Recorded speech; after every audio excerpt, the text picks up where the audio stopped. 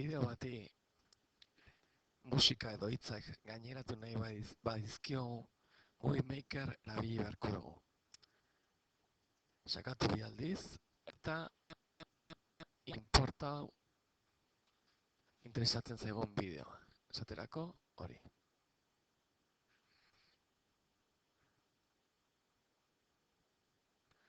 Vale, bideoa aukeratu, eta hemen eskala de tiempo aukeratu. Bideoa bertan dugu. Handiago ikusi nahi badago, gehitu.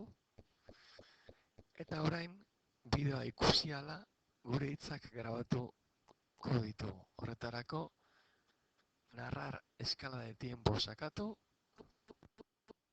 eta hasi grabazioa.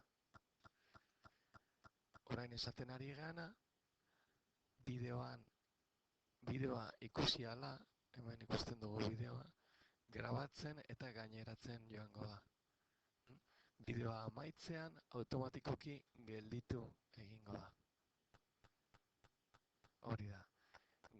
Gordetzeko esango digu audio hori gordetzeko, grabatutako hori, gorde, eta jarraian txertatu egiten dio bideoaren azpian grabatutako audioa.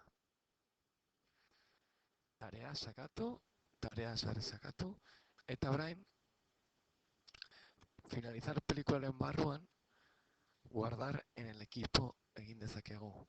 Kasu hontan, bideoa gehi audioa grabatuko luke.